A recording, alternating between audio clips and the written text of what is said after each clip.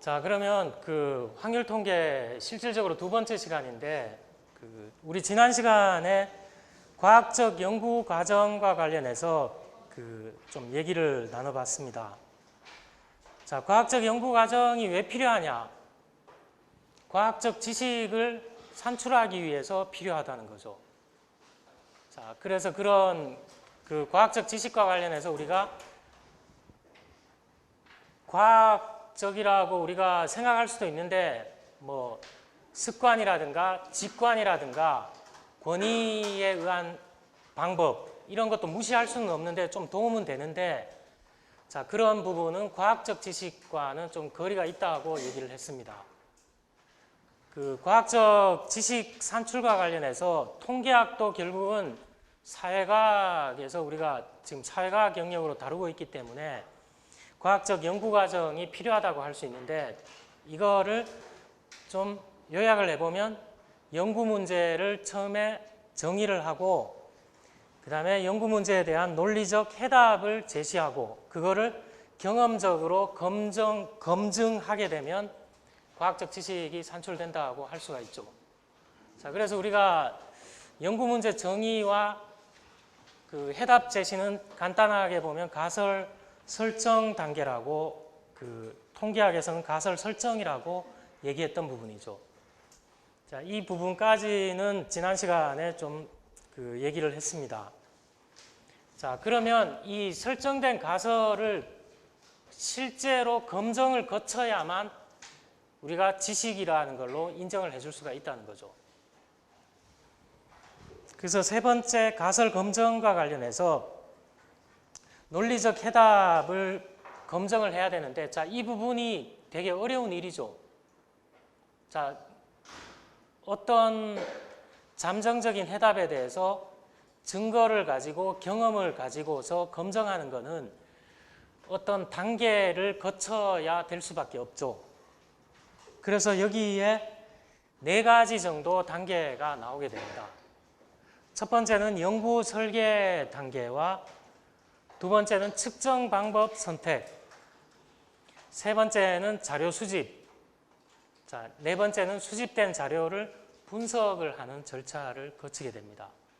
자, 이 가설 검증과 관련해서 통계학이 굉장히 많은 기여를 할 수가 있다는 거죠. 그래서 이 4가지 단계를 좀 딱딱하기는 한데 좀 살펴보도록 하겠습니다. 자, 가설 검증을 하기 위해서는 처음에 연구 설계를 해야 됩니다. 자, 연구 설계는 연구 계획 수립하는 거예요. 자, 여러분 보고 레포트를 하나 쓰라고 하면 여러분이 바로 이렇게 작성 단계로 들어가지 않죠. 작성하기 위해서는 어떤 단계를 거치잖아요. 계획서를 꾸미죠. 목차 정도를 꾸미잖아요. 자, 이것도 마찬가지라는 거예요. 자, 연구 문제에 대한 답을 구하도록 짜여진 어떤 계획, 구조 이런 거를 먼저 설정을 해야 된다는 거죠. 전체적인 그림이, 예를 들어 보고서를 만든다 그러면 목차를 어떻게 구성할 거냐, 그 목차에 주로 들어가야 되는 거가 어떤 것들이 있느냐, 강조해야 될 거는 뭐가 있느냐, 이렇게 들어간다는 거죠. 자, 이 검증 단계에서도 전체적인 계획, 구조라는 부분들이 필요하다는 거죠. 자, 이런 디자인이 끝나고 나면 이제 연구 현상을 관찰하는 데 있어서 방법을 어떤 거를 선택할 거냐. 자, 여러분 여기 많이 앉아 있는데 저한테 현재 시점에서 대학생들의 어떤 의식 조사를 한다 그랬을 때 그거를 어떤 방법으로 해야 될 거냐. 자, 방법이 여러 가지가 있죠. 저희 학과생들 위주로 해서 인터뷰를 할 수도 있어요. 한 10명 정도한테 얘기를 해서 인터뷰를 할 수도 있고, 또 다른 방법이 뭐가 있나요? 제가 정교하게 만든 어떤 문항들을 포함한 설문지를 만들어서 배포를 하는 거죠. 자, 그렇게 할 수도 있고. 자, 여러 가지 방법이 있는데 그런 어떤 측정 방법을 선택하는 과정, 두 번째 과정을 거치게 됩니다. 자, 여기서는 중요한 게 우리가 연구 문제는 어떤 물음표 형태로 많이 있다고 했죠. 자, 유명 광고 모델을 광고에 활용했을 때 광고 효과가 있을까? 자, 이게 연구 문제가 될 수가 있다고 했죠. 자, 이거를 엄격하게 언어로 정의를 해야 됩니다. 자, 여기서 개념이라는 용어가 나오는데 어떤 현상이 지닌 일반적인 특징을 우리가 개념이라고 하는데 자, 이런 경우가 있습니다. 야, 중량이 괜찮은데 뭐 이런 얘기를 할 수가 있습니다. 자, 중량이 괜찮다. 중량이 무겁다. 이런 표현을 했을 때 자, 씨름 선수들 같은 경우에 씨름 선수들 여러분 대체로 어떤가요? 중량이 좀 뭐 나간다, 무겁다 이런 게 연상이 되잖아요. 자, 100kg이 씨름 선수한테는 굉장히 많은 몸무게일까요? 무거운 몸무게일까요? 100kg 정도가 아니라는 거죠. 그런데 초등학생, 중학생들한테 100kg이라는 건 어떤가요? 굉장히 어마어마한 무게 내지 중량이라고 할 수가 있죠. 자, 그러면 중량이 제법 된다 이렇게 얘기했을 때 모호하다는 거예요. 중량이 킬로그램으로 잰 무게냐 아니면 부피가 좀 되는 사람이냐. 자, 모호한데 이런 거는 좀 지양해야 된다는 거죠. 자, 우리가 알고 있는 구체적인 사물이나 사상과 연결이 가능해야 된다는 거예요. 단순히 중량이 무겁다 이런 표현보다는 중량이 100kg이다 이런 게 정확하다는 거죠. 아, 무게로 쟀을 때 100kg이다. 자, 이렇게 구체적으로 연결이 가능해야 된다는 거죠. 자, 그러면 여기 측정 방법이라고 얘기를 했는데 측정이라는 건 뭐냐?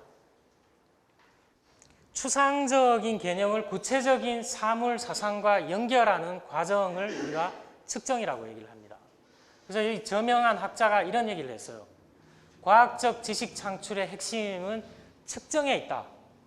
측정을 잘하고 못하느냐가 과학적 지식 창출에 결정적인 영향을 줄 수가 있다는 거예요.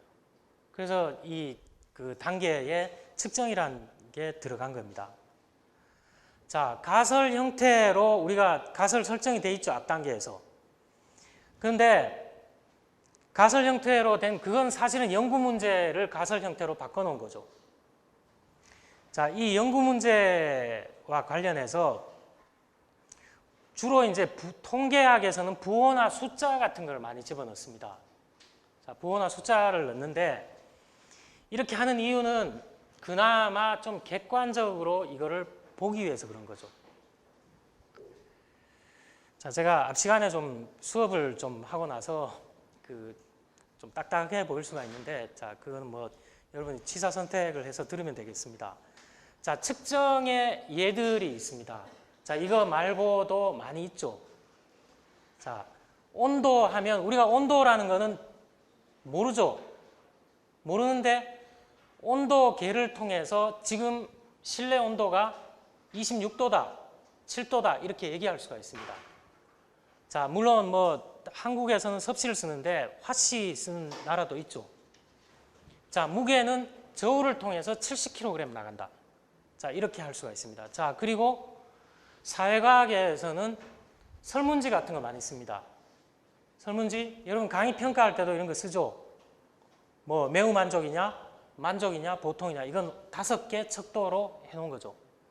그런데 아주 만족한다, 약간 만족한다, 뭐 만족한다 이렇게 척도를 7점 척도로 구성할 수도 있습니다. 자, 이것도 하나의 측정 방법이에요. 자, 이렇게 측정을 하고 나면 측정 방법을 선택하게 되면 이제 자료 수집 단계로 들어갑니다. 연구 대상 현상을 구체적으로 관찰하는 단계예요. 자, 설문지를 돌려서 여러분들이 어떤 생각을 가지고 있느냐 이거를 투영해서 받아낼 수가 있죠. 자, 이거 자료 수집 단계입니다.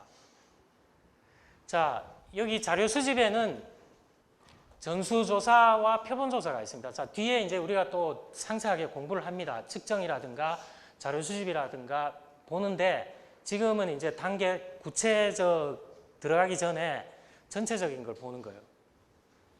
자, 표본조사를 하는 데 있어서 표본 선택을 어떻게 할 거냐.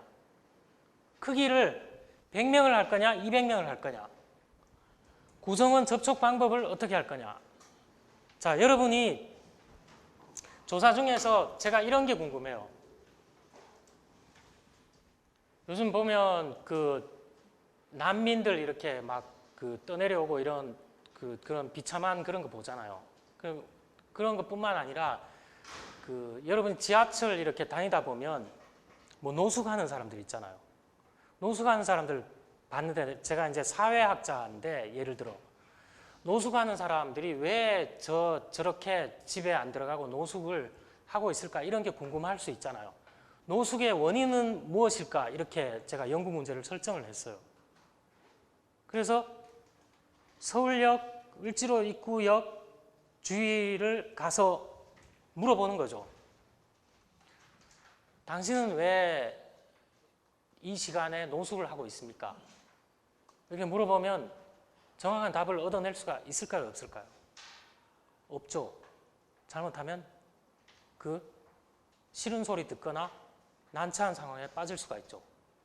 그런 경우에는 구성원 표본이라고 할 수 있죠. 거기 하나하나의 노숙인들이. 접촉을 어떻게 할 거냐에 대해서 진지하게 고민을 해봐야 돼요. 진지하게 고민해 보는데 기존에 이제 나온 연구물들 보면 제일 좋은 방법은 스노우볼 있죠, 스노우볼. 스노우볼 방법을 택해야 돼요. 스노우볼 방법이 뭘까요? 자, 이거 눈덩이죠, 눈덩이. 같이 가서 자리를 펴야 되는 거예요. 같이 입구에 어느 날부터 안 보이던 사람이 보이는데 처음에는 한 3시간 앉아 있다 가다가 다음번에는 6시간 앉아 있다 가다가 오늘 봤더니만 자더라. 그러면 어떤가요? 오히려 그 표본 대상인 사람이 궁금해하죠. 말을 걸어와요. 당신은 어디서 왔냐? 그래서 친해지는 거예요. 친해지면 자, 같이 한 명을 확보했어요. 한 명을 확보하면 이 사람들이 아는 사람들이 있겠죠. 한 명씩 이렇게 확보해 나가는 거예요. 여기서 가지치기를 해서 계속 확보해 나가는 거죠.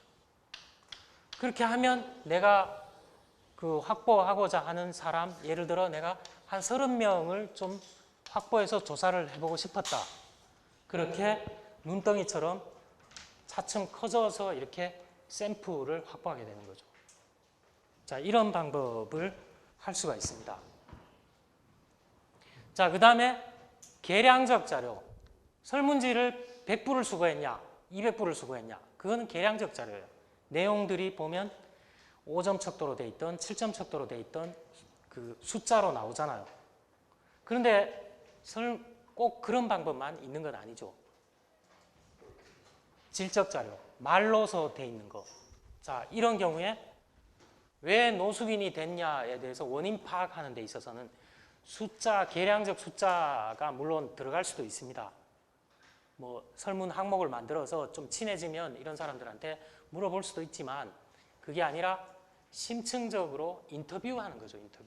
인터뷰를 하면 확보된 자료가 질적 자료를 확보할 수가 있어요. 자, 이렇게 자료가 확보되면 이제 분석 단계에 들어가는 거죠.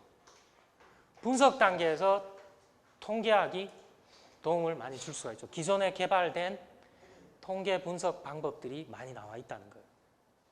분석 방법뿐만 아니라 그 여러분의 수작업을 통한 노력을 절감시켜 줄 수 있는 방법들이 많이 있다는 거예요.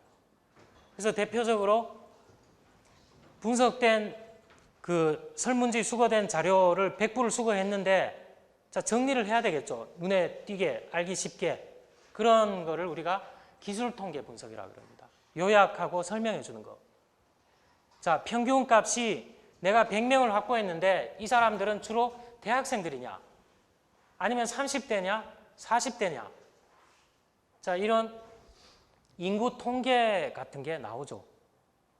그리고 이 사람은 대학교를 졸업했냐 고등학교를 졸업했냐 뭐 대학원을 졸업했냐 이런 것들이 나옵니다. 이거 설명 요약해 주는 거예요. 그 나이는 평균적으로 30세냐 40세냐. 자, 이런 거는 다 기술 통계. 표준 편차가 어떻게 되느냐.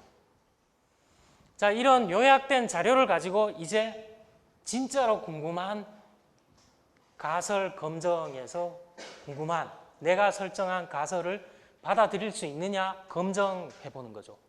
이런 거는 추리 통계 분석이라고 합니다. 추리 통계, 추론 통계.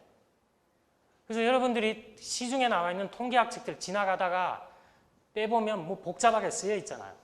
복잡하게 쓰여 있는 거 대부분이 추리 통계 분석 관련된 거.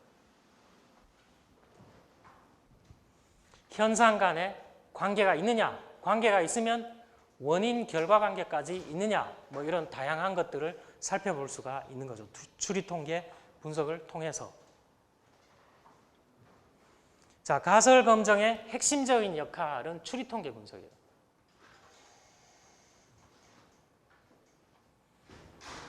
자, 그러면 우리가 과학적 지식 관련해서 과학적 연구, 통계학과의 역할을 잠깐 언급을 했는데 정리를 해보면 과학적 연구 과정은 3단계로 구성이 되어 있어요. 연구 문제를 설정하고 가설을 설정하고 가설을 검증하는 단계. 자, 과학적 지식의 특성은 논리만 필요한 게 아니라 잠정적인 해답만 필요한 게 아니라 경험이라는 관찰이 필요한 거죠. 양대축이라고 그랬습니다. 자, 이런 지식을 형성하는데 그러면 통계학은 어떤 부분을 담당하느냐? 주로 경험 부분을 담당합니다. 경험이라는 것은 제가 경험주의, 실증주의 얘기를 했죠. 자, 그런 부분을 담당하는데 그 통계학이 기여를 하고 있다는 거죠. 자, 여기서 통계학의 유형은 여러분이 지금 현 상태에서 알 수 있는 거는 기술 통계, 디스크립티브 스태티스틱스와 인퍼렌셜 스태티스틱스. 이거는 구별할 수 있겠죠, 이제. 자료를 요약 설명하는 거 기술 통계. 그다음에 그걸 토대로 해서 현상 간의 관계를 분석하는 거를 추리 통계 분석이라고 하죠. 이 뒤에 나오는 모수 통계, 비모수 통계는 나올 때 얘기를 하도록 하겠습니다. 그리고 단일 별량은 변수하고 같은 용어입니다. 어떤 사람들은 별량이라고 그러고 어떤 사람들은 변수라고 얘기를 합니다. 자, 이것도 뒤에 다음 시간에 나올 때 좀 더 보도록 하겠습니다. 자, 이렇게 해서 우리 통계학의 어떤 개론이라고 할 수 있는 부분을 얘기를 했는데 여기까지 혹시 좀 궁금한 사항 있나요? 좀 궁금한 사항 없어요? 아직까지는 좀 일반적인 얘기를 많이 했죠. 자, 연구 문제와 가설에 특히 가설 검증에서 통계학이 역할을 한다 그랬는데 그 연구 문제 가설 부분을 조금 더 살펴보도록 하겠습니다. 자, 도입 사례가 나와 있습니다. 자, 한국의 교육 현실을 좀 투영해서 보여주는 건데 한 9년, 10년 된 자료입니다. 자, 대치동에 살고 있는 어떤 엄마가 대학에 진학할 때가 되자 다니던 직장을 포기하고 재산의 4분의 1을 학원이나 이런 데 집중하기로 했다. 이런 기사입니다. 자, 이거는 한국에서 보도된 게 아니라 외국에서 CNN하고 AP에서 이런 유사 사례들을 보고를 했어요. 이렇게 한국의 좀 특수한 것들이 한국에 살고 있는 우리는 좀 생소하지 않는데 외국에서 봤을 때는 굉장히 생소하다는 거죠. 자, 마지막에 거 한번 보겠습니다. 교육열은 인류대 진학이 좋은 직장과 미래를 결정하는 한국의 사회 구조 때문이라고 얘기를 했어요. 과연 이게 맞느냐? 맞느냐 틀리냐? 통계적으로 검증해 볼 수 있겠죠. 자, 이 사례는 여러분이 한번 봤다고 전제를 하고 생각해 볼 문제가 이런 거죠. 교육열을 도대체 왜 한국의 부모들은 교육열이 높으냐? 이 교육열이 높은 원인이 뭐냐? 자, 우리 이런 거 뭐 토론회 같은 데 가면 많이 얘기를 하잖아요. 그래서 이론으로 정립되어 있는 것들이 많이 나와 있습니다. 인적 자본론. 사람은 교육을 많이 받으면 받을수록 돈을 많이 어떤 투자하는 거하고 똑같다. 많이 배우면 배울수록 그 인적 자본으로 되기 때문에 이렇게 교육열이 높은 원인을 설명할 수 있다. 뭐 이런 것뿐만 아니라 지위 획득론, 정보 전략 이론, 직업 경쟁 이론 이런 이론들이 많이 나와 있다는 거죠. 자, 여러분들은 그러면 한국의 교육열이 높은 이유를 어떻게 가설 설정할 수 있느냐는 거죠. 여러분 각자 가설을 설정할 수 있겠죠. 내가 생각할 때는 이런 것 때문에 교육열이 높을 것이다. 가설 설정할 수가 있어요. 자, 그건 2단계가 끝난 거죠. 검증해 봐야 되겠죠.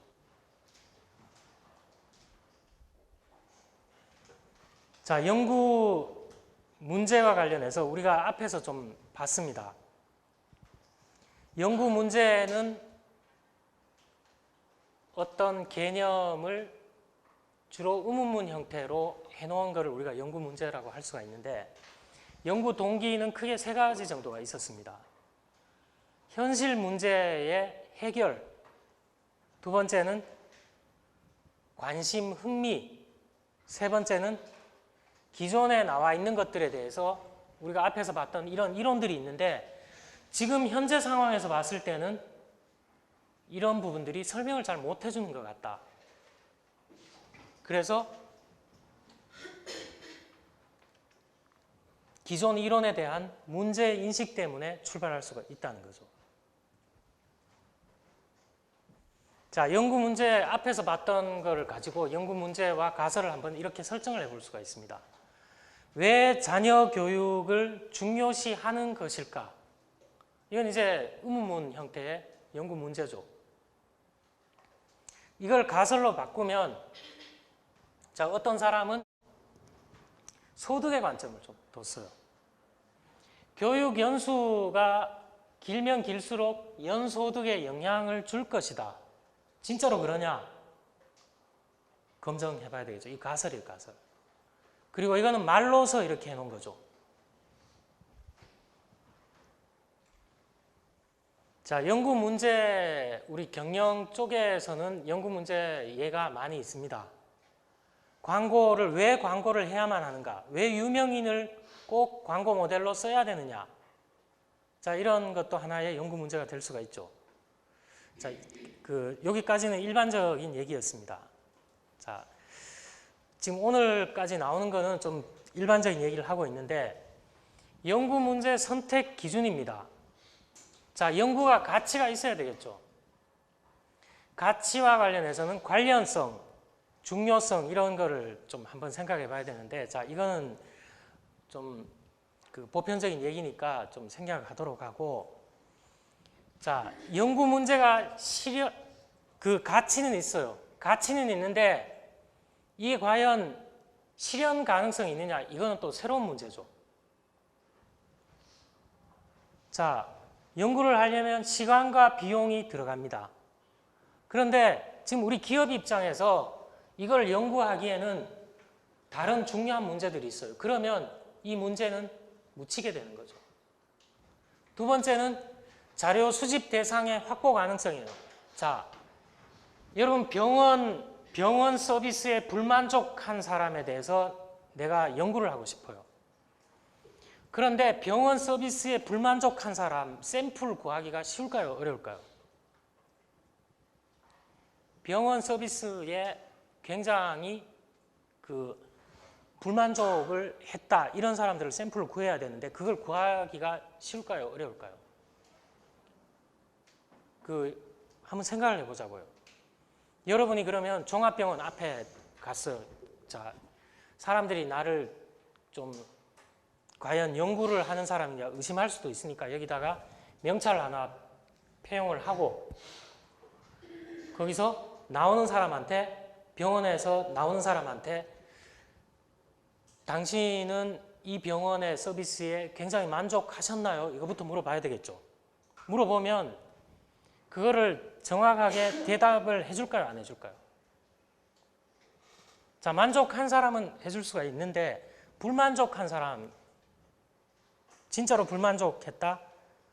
무엇 때문에 불만족했냐? 그러면 자기 병명부터 얘기를 해야 되고 뭐 이러이러해서 얘기를 해야 되는데 그거를 조사하는 사람한테 얘기를 해줄 거냐는 거죠. 자, 이런 경우는 상당히 확보 가능성이 떨어지기 때문에 실현 가능성이 좀 떨어진다고 할 수가 있죠. 좀 많은 새로운 방법을 선택해 봐야 되는 거예요. 자, 도덕적, 윤리적 기준에서 연구 실현 가능성이 있느냐? 자, 이거는 제가 예를 들지 않더라도 여러분이 한번 생각을 해볼 수 있죠. 자, 연구 방법론 지식 수준이 있어야 돼요. 자, 여러분 보고 한국의 예산 문제와 관련해서 정당하게 집행되고 있느냐 이거를 좀 조사를 해서 보고서를 만들려고 했을 때 자, 여러 가지 자료를 가져다가 정리할 수는 있겠지만 실제 조사를 할 수 있느냐? 조사하기 아마 어려울 거예요. 여러분을 무시하는 게 아니라 그렇게 조사를 하려면 통계학에 대해서 기법이라든가 이런 걸 많이 알아야 되겠죠. 또 통계 어떤 방법의 도구들이 있어요. 도구들. 자, 우리 이 강좌 끝날 때는 여러분이 다 SPSS를 제가 다 실습을 해서 돌릴 수 있도록 해준다고 했습니다. 분명히 약속을 했는데, 자, 이 정도는 알아야 기본적인 것들을 분석할 수가 있다는 거죠. 설문지 수거해와 갖고 이런 방법을 알아야 되는데 방법을 모른다. 그러면 연구 가치가 분명히 있더라도 실현 가능성이 없는 거죠. 그 사람한테는. 내가 이걸 돌릴 수가 없기 때문에.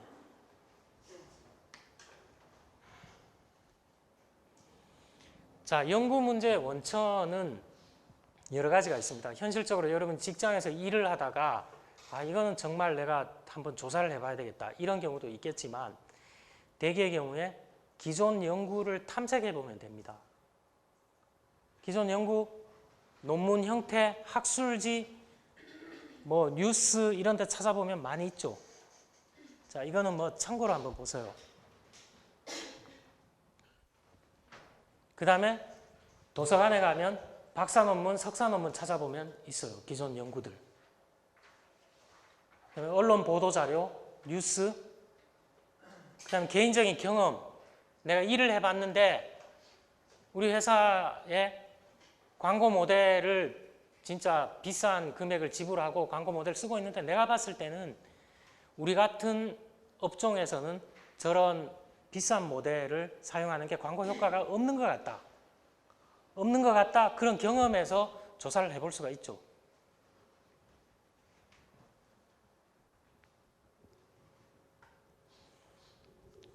자, 연구 문제는 그 정도로 얘기를 하고 이제 가설에 대해서 좀 보도록 하겠습니다. 자, 우리가 가설은 앞에서 논리적인 해답, 잠정적인 해답 이렇게 얘기를 했는데 좀 더 그거를 살펴보도록 하죠. 자, 가설은 연구 문제 대상이 되는 현상 간에 광고 모델과 광고는 효과가 있다. 이렇게 했을 때 두 가지 현상 간의 관계죠.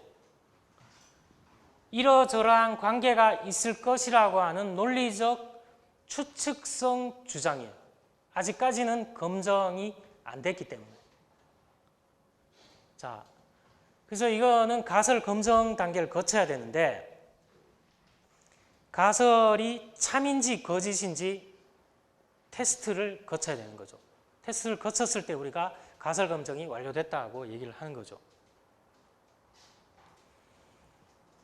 자, 여기서부터 여러분 조금 신경을 써서 한번 보기 바랍니다.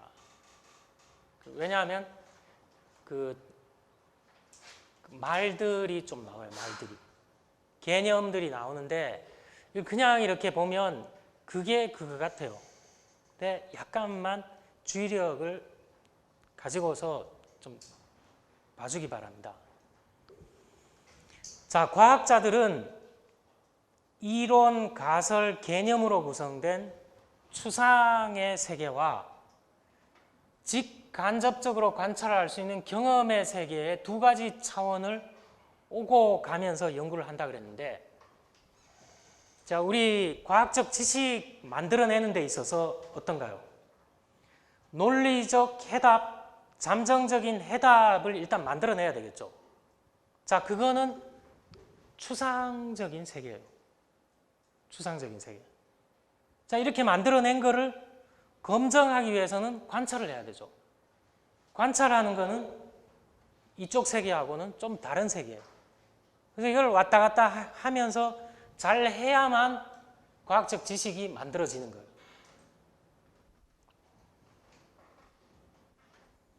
자, 여러분, 소비자 만족도가 올라가면 다시 구매할 의도가 일반적으로 높아지나요? 낮아지나요? 대개의 경우 높아지죠. 자, 이거는 우리가 논리적으로 생각하는 답이에요. 이거.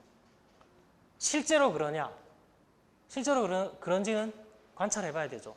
자, 여기까지는 추상의 세계, 추상의 세계.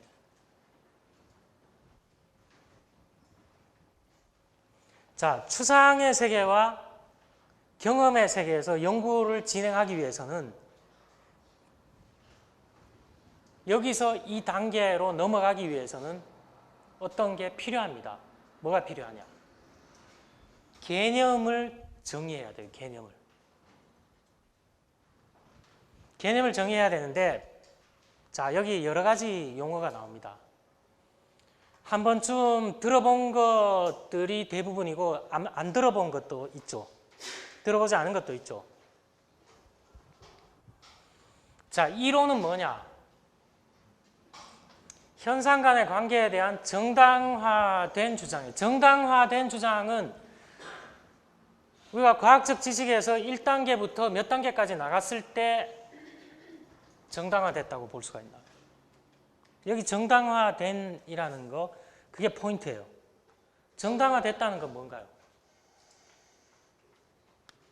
경험적, 실증적으로 확인이 됐다는 거죠. 3단계까지 끝났다는 거예요. 가설 검증이 완료됐다는 거예요. 가설 검증이 완료됐을 때 예를 들어 소비자가 만족하면 다시 구매할 의도가 높아진다. 그게 이제 이론으로 승격된 거죠. 이론으로. 그게 경험치를 가지고서 검증해봤더니만 맞더라.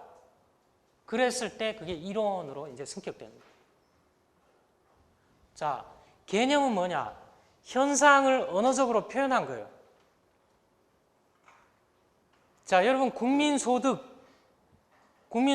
하면 말로 설명할 수는 있죠. 국민소득이 뭔가요, 근데? 국민소득? 여러분이 국민소득이 뭐라는 거 머릿속에 들어있다는 거는 그걸 언어적으로 어떻게 표현을 할 수가 있다는 거죠. 자, 만족도도 표현을 할 수가 있죠. 표현할 수 있는데 그 표현 방법이 한 가지인가요? 여러 가지가 있을 수가 있나요? 여러 가지가 있을 수가 있죠. 자, 제가 약간 주의력을 가져달라는 게 이거예요. 이 부분. 그냥 그 얘기가 그 얘기 같아요. 아니에요. 잘 들어보면. 광고 효과도 표현할 수가 있죠. 광고가 그전보다 광고를 통해서 뭐가 좋아졌냐 이런 걸 우리가 효과성이라 그러죠. 자, 이게 이제 개념인데 경험적 현상을 대표하는 추상적 표현이에요. 예를 들어 제가 만족도라고 했을 때 이걸 이제 정확한 표현은 아니지만 만족도는 어떤 고객이 상품을 샀을 때 자기가 원래 생각했던 기대에 대비해서 그 제품이 가져다 주는 효능이나 기능이 충족하는 거를 만족도라고 제가 정의를 했어요. 그건 개념이죠, 개념. 근데 요 하나로만 정의할 수 있나요? 아니죠. 개념들이 많이 나와 있어요. 여러분 국어사전 찾아보면 어떤 단어에 대해서 개념이 있죠. 개념이 있는데 하나로만 돼 있진 않죠. 여러 가지 있을 수가 있어요. 그게 이제 개념인데 여기서 구성개념이라는 게 나옵니다. 구성개념. 제가 시작할 때 여러분 영어로 된 거 읽다가 보면 construct 나오면 이거 원래 뜻, 여러분이 알고 있는 뜻은 뭐라 그랬나요? 구축하다, 건설하다 이거 동사 알고 있죠. 뭐 명사인 경우에 construct. 근데 통계학에서는 이거를 변수 내지 구성 개념이라는 말로 써요. 그래서 여러분이 그 경영 논문이나 이런 거 읽다가 construct가 나오면 이거는 10중 8구 여기서 말하는 구성 개념 변수라는 거예요. 자, 이거는 뭐냐? 관찰, 측정이 가능하도록 정의된 개념이에요. 여기 개념하고 구성 개념하고 달라요. 다르다는 거예요. 자, 제가 이런 가설을 설정을 했어요. 만족도가 올라가면 재구매 의도가 높아질 것이다. X이면 그러면 Y일 것이다. 이렇게 가설을 설정했다는 거예요. 여기서 X 변수는 어떤 현상에 대해서 만족도예요. 그런데 재구매 의도 이것도 하나의 현상이죠. 사람들의 현상인데 그럼 만족도가 뭐냐는 거예요. 만족도 찾아보면 사전적인 개념이 있죠. 만족도. 그 다음에 재구매 의도도 사전적인 개념이 있어요.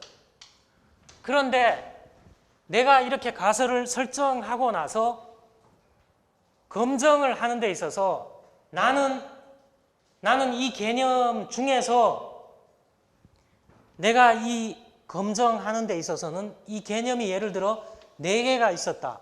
4개가 있었다 그러면 나는 이 만족도라는 개념을 이 2가지를 위주로 해서 이런 걸로 만족도를 정의한다. 이렇게 할 수가 있죠. 그 다음에 재구매 의도에 대해서도 학자들이나 사람들에 따라서 개념 정립을 해놓은 것들이 있어요.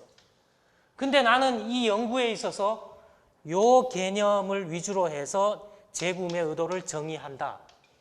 이렇게 했을 때 원래 이렇게 있는 개념들은 뭐냐? 이거는 개념적 정의예요. 개념적 정.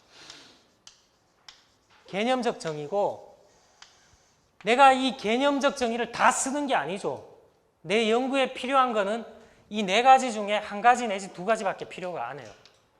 그래서 이 중에서 나는 얘하고 얘를 끄집어내서 정의를 다시 해주는 거예요. 다시. 연구 목적에 맞게. 이거를 조작적 정의라고 얘기를 합니다. 여러분 조작적 정의하면 조작적이란 말을 여기서는 가치 중립적인 개념으로 생각하면 돼요. 원래 조작적이라 그러면 별로 긍정적인 용어는 아니죠. 여기서 조작이라는 거는 이런 정의들이 있는데 내 목적에 맞게 적합하게 끄집어내서 이렇게 정의를 했다는 거예요. manipulative definition이에요. 원래 정의들은 있어요. 만족도라는 정의들은 다수가 있는데 내가 연구하는 데 있어서는 이런 식으로 간추려서 정의하고자 한다. 다시 정의한 거죠.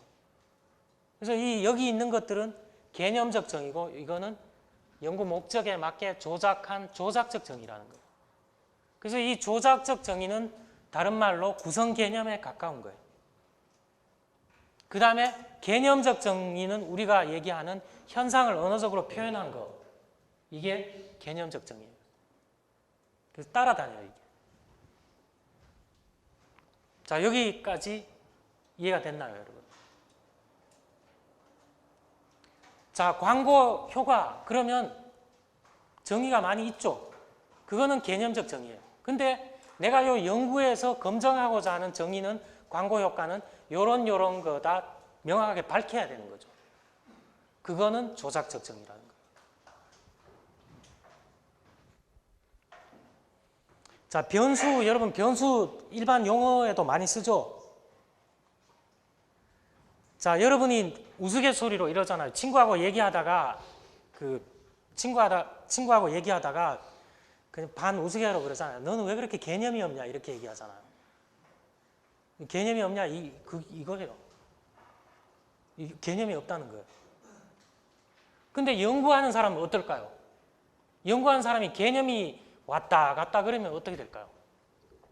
자, 여러분이 만족도를 여기서 연구하고자 하는데 앞에서는 이런 의미로 만족도를 쓰다가 뒤에 가서는 이런 의미로 쓰고 이러면 뭔가요, 이거? 이건 개념이 없는 거죠, 개념이. 그래서 명확하게 밝혀주는 거예요. 내가 여기 만족도라고 하는 거는 이런 의미로 얘기를 하는 거다. 이게 왔다 갔다 그리면 안 되는 거예요. 결론이 그러면 달라지는 거잖아요. 개념이 왔다 갔다 그러면 결론이 달라지는 거예요. 그래서 이 개념이 우리가 일상적인 얘기하는 그 개념하고도 연결되는 거예요. 자, 여러분 변수가 많다, 변수가 적다 이런 얘기 많이 하죠, 일상적으로. 자, 그거하고도 유사한 거예요. 통계학에서는 변수가 뭐냐? 구성개념이에요, 구성개념. 구성개념은 뭐라고요? 조작적 정의하고 관련된 거예요. 자, 이거는 값이 부여되는 대상 혹은 기호예요. 값이라는 건 뭔가요? 이 값이 부여될 수도 있고 저 값이 부여될 수도 있죠. 여러분한테 만족도 조사했는데 예를 들어 5점 척도로 조사를 했어요. 매우 만족하면 1점, 조금 만족하면 2점, 보통이면 3점 이렇게 했다. 그러면 그거는 변할 수 있죠. 이 사람한테 물어보면 3점 줄 수 있고 이 사람한테 물어보면 2점 줄 수 있고 변할 수 있잖아요. 그게 변수라는 거예요. 값이 부여되는 대상이 변수죠. 근데 반드시 숫자를 의미하는 건 아니에요. 뭐 매우 만족이라고 하거나 말로서 해놔도 되죠. 조금 만족한다, 보통이다 이렇게 할 수도 있는데 숫자를 부여하는 이유는 뭘까요? 나중에 집계하는데 편하기 위해서 주로 숫자 형태로 나타내는 거죠. 여러분 설문조사 할 때 보면 매우 만족 밑에 보면 번호 있잖아요. 보면 1점 줄 거냐 2점 줄 거냐 이렇게 있잖아요. 그 나중에 집계 기술 통계 분석하기 전에 집계 정리하는데 하도록 하기 위해서 그렇게 숫자를 부여해 놓은 거예요. 자, 보유한 속성의 정도가 변화하는 특징을 지닌 구성 개념입니다. 변화하지 않는다 그러면 그건 변수가 아니죠. 변수가 아니라 변하지 않는다 그러면 뭔가요, 그거는? 상수죠, 상수. 자, 우리가 조사를 했는데 남자일 것이냐, 여자일 것이냐. 그건 변수죠. 그것도 간단한 변수에 의해요. 그래서 인구 통계 변수, 조사할 때 이런 거를 해보면 연령 변하죠. 뭐 우연히 똑같은 나이일 수도 있지만 대개는 변하잖아요. 성별, 교육 연수 다 이거 변수예요. 소득, 뭐 예를 들어 높으냐 낮으냐로만 구분했다. 예를 들어 GMP 29,000불 이상 되는 사람은 높다. 그 이하는 낮다. 이렇게 해도 조사해보면 높은 사람도 있고 낮은 사람도 있죠. 이 변수죠. 객관적으로 분석하기 위해서 숫자 형태로 많이 나타낸다는 거예요. 예를 들어 여성은 1번, 남성은 2번 체크하라 그랬다. 나중에 집계 낼 때 좋죠. 몇 명이 남성이냐, 몇 명이 여성이냐 집계 낼 때 좋잖아요.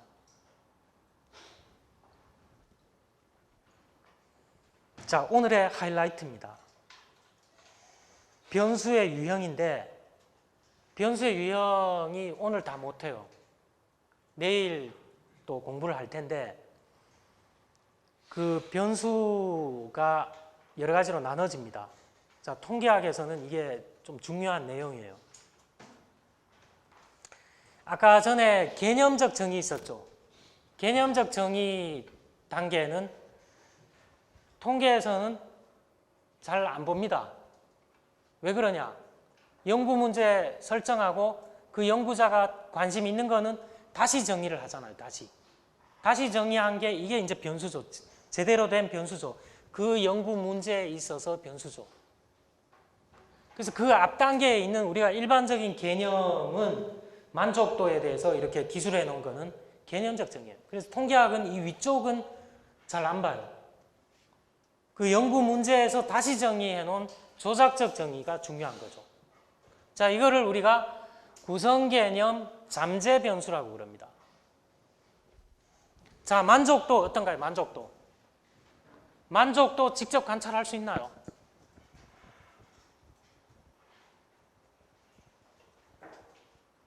지능.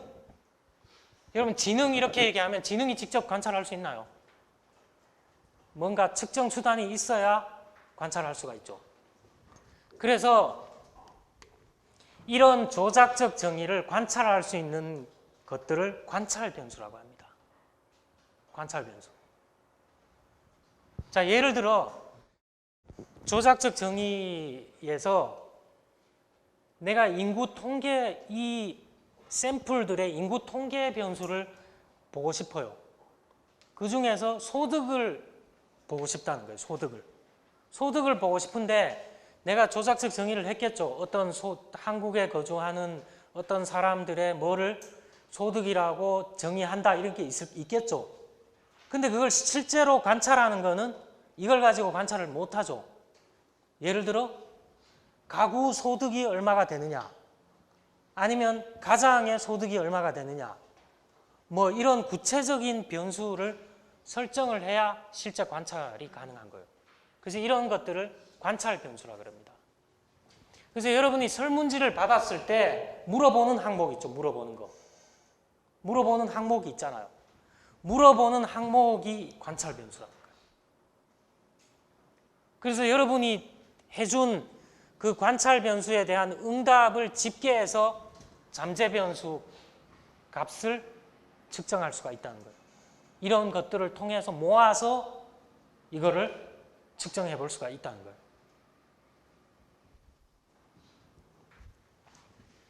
자, 예를 하나 들어보겠습니다. 아까 재구매 의도 했는데 여러분 설문지 받아보면 재구매 의도 그냥 이렇게 직접 물어보면 안 되죠. 당신 이 제품 재구매할 의도가 있습니까? 없습니까? 1점, 2점, 3점, 4점, 5점. 연구 완전히 잘못한 거예요. 이렇게 생각을 직접 물어보는 거는 통계학에서는 그렇게 하면 안 돼요. 재구매 의도를 관찰할 수 있는 관찰 변수를 해야 되는 거예요. 예를 들면 이런 겁니다. 당신은 이 제품을 6개월 후에도 구매할 의사가 있습니까? 당신은 이 제품에 대해서 지인들이나 친구한테 소개해 줄 용의가 있습니까? 간접적으로 물어봐요. 간접적으로 물어봐서 이것들이 높게 나왔다 그러면 어떤가요? 재구매 의도가 있는 거죠. 이렇게 물어봐야지 한 항목으로 구성해서 당신은 이 제품에 대해서 다시 살 의향이 있습니까? 이렇게 물어보면 안 된다는 거예요. 관찰 변수를 통해서 항목들을 통해서 적어도 2개 이상 3개, 4개 정도의 항목으로 물어봐야 된다는 거예요. 관찰 변수를 통해서. 이거를 우리가 관찰 변수라고, 그 영어로 얘기하면 observable variance라는 말도 variable이라는 말도 쓰는데 그냥 줄여서 아이템이라고 그럽니다. 아이템. 항목들이죠. 항목들. 아이템이라고 표현을 해요.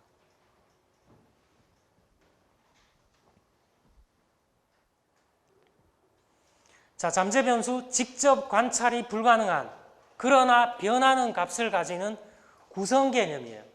조작적 정의로 나타낸 구성 개념이라는 거죠. 대표적인 거 지능, 태도, 만족도. 여러분 강의 평가하잖아요. 강의 평가 항목 잘 보세요.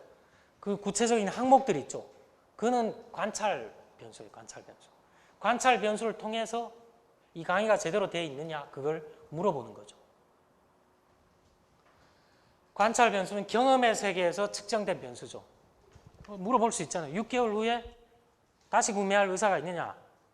친구들한테 소개 추천해 줄 의사가 있느냐? 뭐 여러 가지가 있겠죠.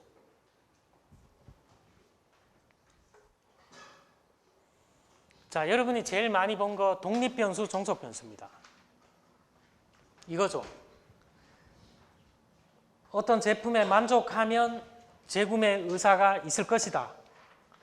이게 앞에 나왔죠. if x then y 구조죠. x에 해당하는 것을 우리가 독립변수, y에 해당하는 변수를 종속변수라고 얘기를 하죠. 근데 여기서 땡 하면 쉬운데 사회과학하고 자연과학에서 쓰는 용어가 좀 달라요. 경영이나 이런 데에서는 그냥 독립변수, 종속변수로 끝나요. 근데 자연과학 하는 사람들은 실험변수, 측정변수라는 말을 써요. 되게 헷갈리죠, 이거. 측정변수.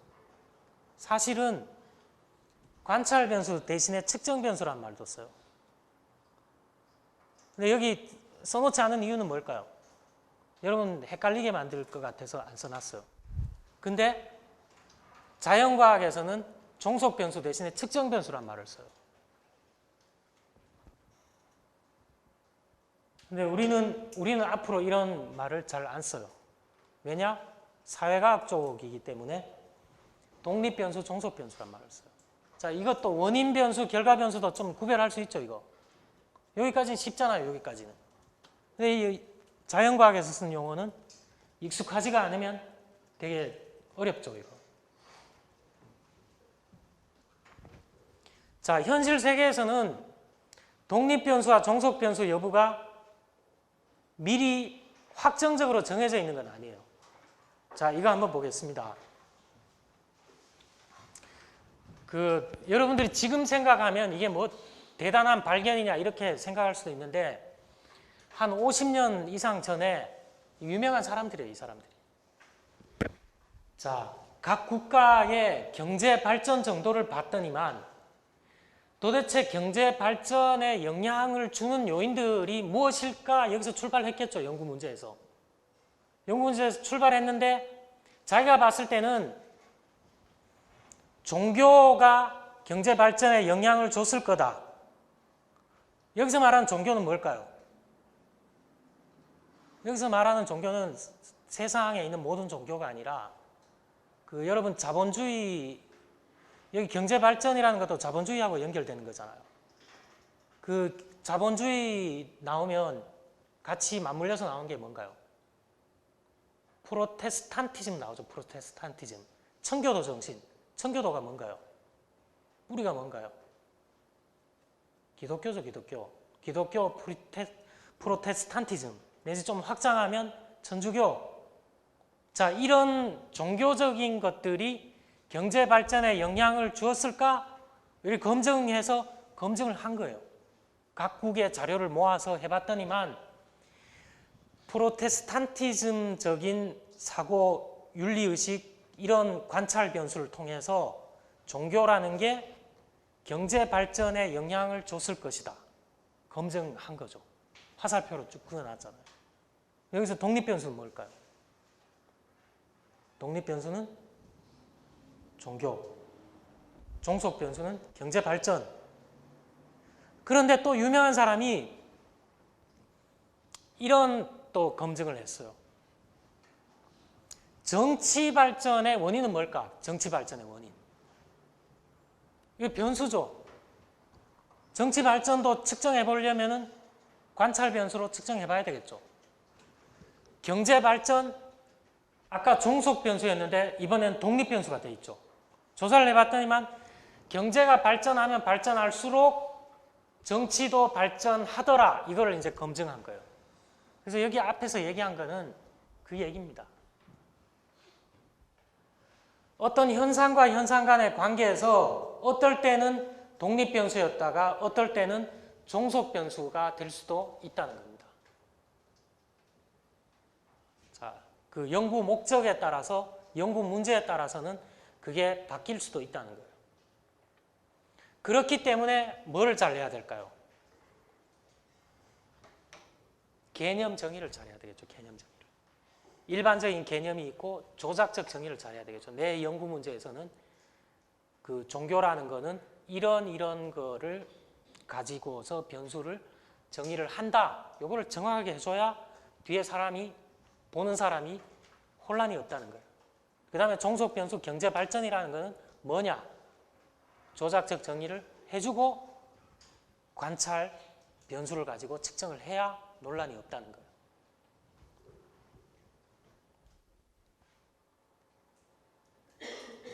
자, 5분만 더 좀 해보도록 하겠습니다. 여기서 약간 그 아리송한 게 나오는데 내일 좀 더 확정적으로 얘기를 하는데, 자, 외생변수 있습니다. 외생변수. 독립변수와 종속변수를 제외한 다른 모든 변수. 자, 여러분 이런 거 한번 생각해 볼 수 있어요. 요 관계에서는 종교라는 게 경제 발전에 영향을 준 거 오케이. 근데 여러분이 의문이 드는 게 있죠. 과연 경제 발전에 이것만 영향을 줬느냐? 다른 변수들 있죠. 경제 발전에. 나머지 변수들은 뭘까요? 나머지 변수는 만약에 있다 그러면 외생변수죠. 외생변수. 자, 독립변수, 종속변수를 제외한 다른 모든 변수, 특히 실험 연구에서 중요하다 그랬는데, 자, 실험 연구에서 외생변수가 왜 중요할까요?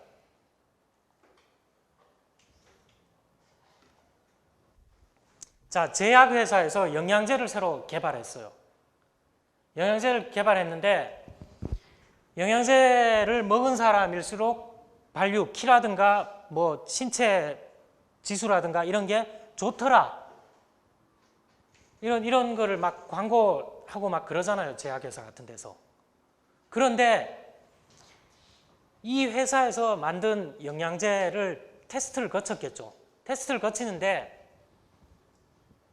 자, 사람은 건강 상태가 다 똑같지 않죠. 건강 상태 똑같지 않잖아요. 유전적인 요인이라든가 뭐 태어나서 후천적인 거라든가 이런 거에 따라서 그 영양제 안 먹어도 건강한 사람 있는 반면에 영양제를 먹어야 건강한 사람 있죠.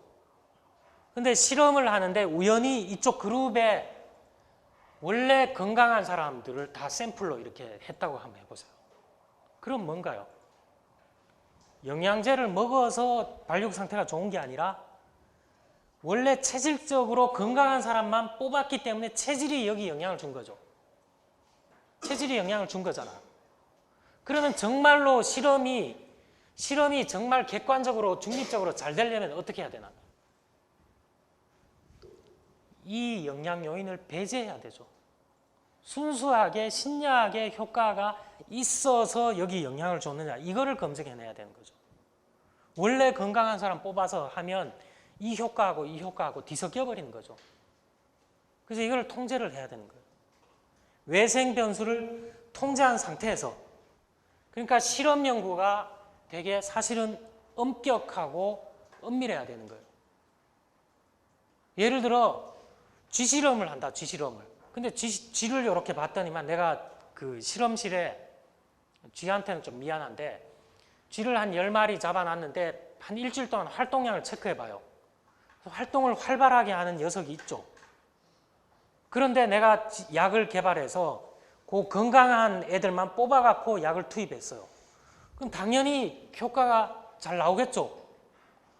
그러면 진짜로 약의 성분이 좋아서 얘가 활동량이 더 늘어났느냐, 아니면 원래 건강해서 조금 자극을 줬더니만 이렇게 활동량이 늘어났느냐.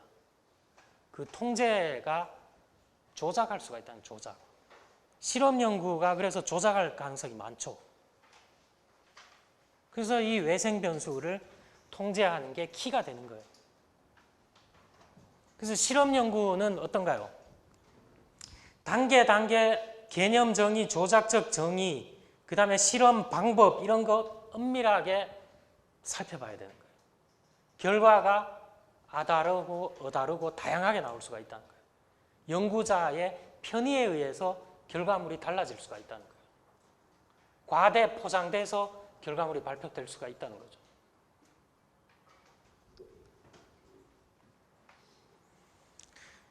자, 오늘 그 매개 변수까지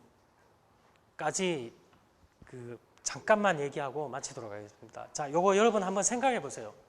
결론만 얘기할게요. 자, 직업에 따라서 폐질환에 영향을 끼칠 것이다. 여기 이성적으로는 우리가 동의를 많이 하죠. 직업에 따라서 폐질환에 영향을 끼칠 것이다. 탄광 같은 데 종사하는 사람들은 폐질환 많이 앓죠. 그런데 이 관계, 원래 관계가 있어요. 이렇게 파랗게 된 거는. 이거는 독립변수고 얘하고 관계에서 독립변수, 종속변수 관계예요. 그런데 이 중간에 흡연 유무가 어떨까요? 흡연 유무가 이 관계를 강화시킬 수도 있고 약화시킬 수도 있죠. 흡연을 안 하게 되면 직업에 따라서 폐질환에 영향을 줄 것이다를 좀 약화시킬 수가 있죠. 흡연을 하게 되면 어떨까요? 흡연을 하게 되면 이 관계를 더 강화시킬 수가 있죠. 자, 이런 거를 조절 효과라고 얘기를 합니다. 조절 변수. 자, 그런데 지금 이게 그림이 약간 모호하게 그려져 있는데 의사관계가 있어요. 의사관계. 자, 여기 한자는 여러분이 한자는 익숙하지가 않은 거예요. 스피리어스 하면 뭐예요? 스피리어스. 의심스러운 관계예요. 의심스러운 관계. 의심스러운 관계 뭐가 의심스럽냐? 독립변수, 종속변수 관계가 있는지 없는지가 의심스럽다는 거예요. 그런데 중간에 변수가 하나 들어가게 되면 독립변수, 종속변수가 의심스러운 관계였는데 독립변수, 종속변수 관계로 바꿔준 변수가 있을 수 있다는 거예요. 자, 그 변수가 이름이 있는데 이거는 내일 좀 얘기해 보도록 하겠습니다.